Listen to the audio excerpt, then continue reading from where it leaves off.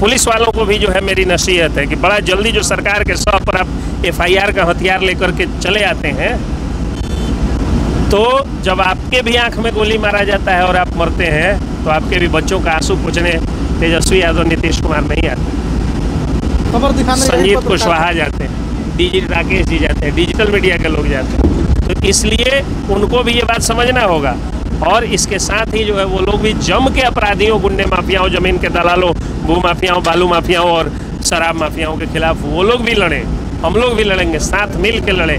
Police पत्रकार दुश्मन नहीं होता है। और अगर नहीं मानिएगा, चाहे मुखिया हो, चाहे विधायक हो, चाहे सरकार के लोग हो, चाहे पुलिस हो, तो अदालत सबकी हेकड़ियाँ निकालता है। अगर आप डिजिटल मीडिया के पत्रकारों पर फर्जी मुकदमा करके फंसाइएगा, तो चंपारण की धरती से जो है अधिवक्ताओं की एक टीम पूरी उन सरकारी भ्रष्ट अफसरों को जो फर्जी मुकदमा करते हैं, उन पर सच्चा मुकदमा आपसे करवा करके कंप्लेंट कॉग्निजेंस करा के, वारंट करा के उनको जेल की हवा खिलाएगी। देखिए संजय सुमन जी भी अधिवक्ता है और अखबार के पत्रकार को न्याय दिलाने की लड़ाई लड़ रहे थे, जबकि अखबार वालों के दिमाग में नेता सब डाल देता है कि इसको यूट्यूबर कह के खारिज करो। जबकि उनकी जब हत्या होती है तो उनके पत्नी का आंसू पूछने, उनके बच्चों का आंसू पूछने एक डिजिटल मीडिया का पत्रकार मोतिहारी से अररिया जाते हैं, और एक डिजिटल मीडिया का पत्रकार जो दो हाई कोर्ट में, एक सुप्रीम कोर्ट में और 8 से 10-12 जो है वो केस सिविल कोर्ट्स में लड़ रहा है, वह व्यक्ति सोचिए एक मुकदमा हो जाता है तो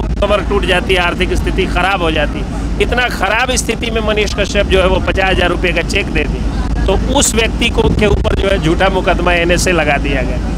तो इन सब के विरुद्ध हम लोग जो है वो आंदोलन करने जा रहे हैं। चंपारण की धरती से पटना में आज जो है वो आंदोलन होगा, धरना प्रदर्शन होगा। मैं यही कह रहा था कि ये चले गए जान पर खेल करके, क्या इनको सरकारी सुरक्षा नहीं मुहैया कराई जानी चाहिए? और हमला इस तरह से कराया जाता है कि अपराध का, मर्डर का इकलौता जसवदीत गवाह की हत्या हो जाती है, जबकि वो एक पत्रकार था। तो न सिर्फ आम आदमी बल्कि आम आदमी के साथ साथ पत्रकार भी सुरक्षित नहीं है, और पत्रकारों पर फर्जी मुकदमे सरकार के सह पर करने वाले थानेदार भी सुरक्षित नहीं। तो अपराध जब बढ़ेगी, अपराध की आग जब बढ़ेगी, गुंडे माफियाओं का बोलबाला बढ़ेगा, जमीन के दलालों का बोलबाला बढ़ेगा, बालू माफियाओं का बोलबाला बढ़ेगा और शराब माफियाओं का बोलबाला बढ़ेगा, तो न सिर्फ आम आदमी बल्कि पत्रकार भी जद में आएंगे, और पत्रकार जद में आएंगे तो थानेदार ताली बजाएंगे, तो थानेदार भी जद में आएंगे। इसलिए चाहे थानेदार हो, पत्रकार हो, ठेकेदार हो, आम आदमी हो या कोई भी व्यक्ति हो, उन सबको अपराधियों के खिलाफ बिगुल फूंकना होगा।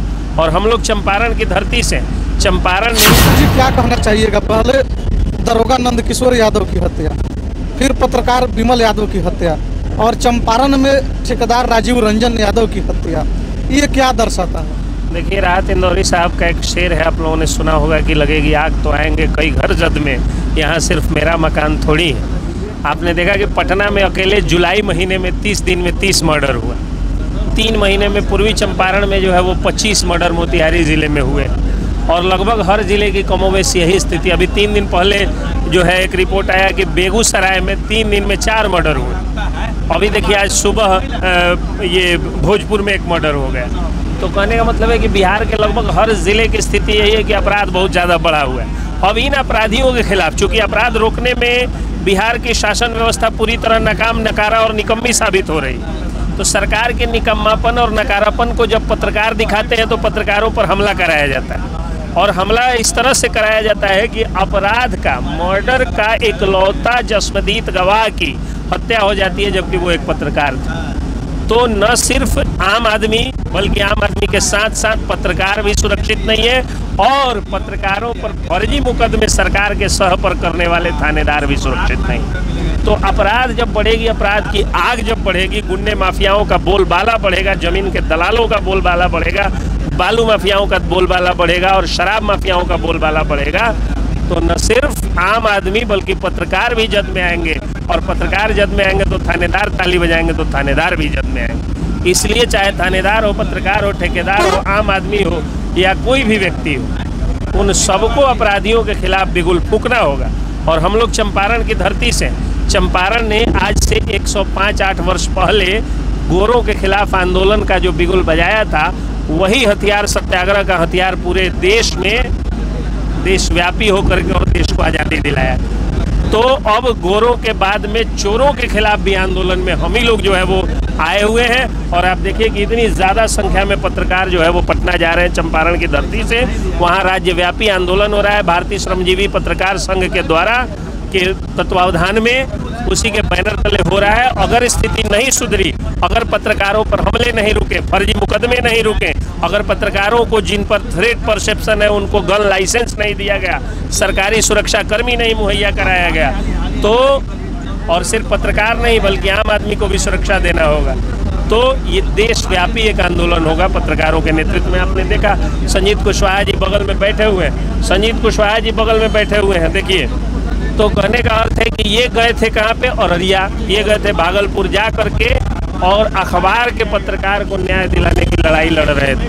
जबकि अखबार वालों के दिमाग में नेता सब डाल देता है कि इसको यूट्यूबर कह के खारिज करो, जबकि उनकी जब हत्या होती है तो उनके पत्नी का आंसू पूछने, उनके बच्चों का आंसू पूछने एक डिजिटल मीडिया का पत्रकार मोतिहारी से औरैया जाते हैं। और एक डिजिटल मीडिया का पत्रकार जो दो हाई कोर्ट में, एक सुप्रीम कोर्ट में और 8 से 10-12 जो है वो केस सिविल कोर्ट्स में लड़ रहा है, वह व्यक्ति सोचिए एक मुकदमा हो जाता है तो कमर टूट जाती है, आर्थिक स्थिति खराब हो जाती है। इतना खराब स्थिति में मनीष कश्यप जो है वो 50,000 रुपये का चेक दे दी, तो उस व्यक्ति को के ऊपर जो है झूठा मुकदमा NSA लगा दिया गया। तो इन सब के विरुद्ध हम लोग जो है वो आंदोलन करने जा रहे हैं चंपारण की धरती से। पटना में आज जो है वो आंदोलन होगा, धरना प्रदर्शन होगा। मैं यही कह रहा था कि ये चले गए जान पर खेल करके, क्या इनको सरकारी सुरक्षा नहीं मुहैया कराई जानी चाहिए? एक नेता को, बिहार के डिप्टी CM को 1 घंटे में 10,000 लोग नहीं देखता है, और 1 घंटे में जिसको 10 लाख लोग देखता है उसको सरकारी सुरक्षा नहीं मुहैया कराई जा रही। क्यों नहीं मुहैया कराई जा रही है? हम लोग गरीब हैं इसलिए, पत्रकार गरीब है इसलिए? तो हम लोग गरीब जरूर है लेकिन लड़ने का जज्बा कम नहीं हुआ है। हम लोग राजकुमार शुक्ला की धरती से हैं, पीर मोहम्मद मुनीश की धरती से हैं, और हम लोग गांधी कर्मभूमि से हैं। लड़ाई लड़ेंगे हम लोग और सरकार की ईंट से ईंट बजा देंगे अगर सरकार में सुधार नहीं हुआ तो। चलिए, आप आम पब्लिक की और पत्रकारों की बात कर रहे थे सुरक्षा को लेकर के। आम पब्लिक की बात छोड़ दी जाए, पत्रकारों की बात छोड़ दी जाए, जिसके माथे पर, जिसके ऊपर सुरक्षा की जिम्मेवारी है, बिहार सरकार में जो बिहार पुलिस के जो दरोगा लोग हैं उनको भी दिन दहाड़े गोली मार दी जा रही है। इसको लेकर क्या कहें? मैं वही बोला भी हूँ कि लगेगी आग तो आएंगे कई घर जद में, सिर्फ यहाँ मेरा मकान थोड़े।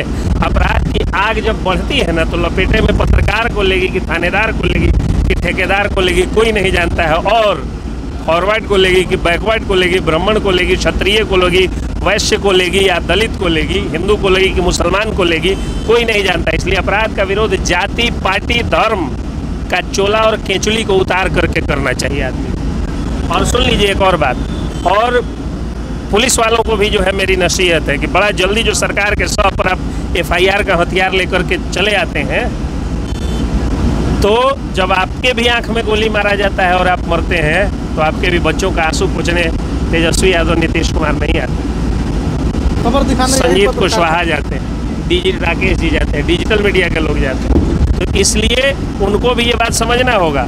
और इसके साथ ही जो है वो लोग भी जम के अपराधियों, गुंडे माफियाओं, जमीन के दलालों, भू माफियाओं, बालू माफियाओं और शराब माफियाओं के खिलाफ वो लोग भी लड़े, हम लोग भी लड़ेंगे, साथ मिल के लड़े।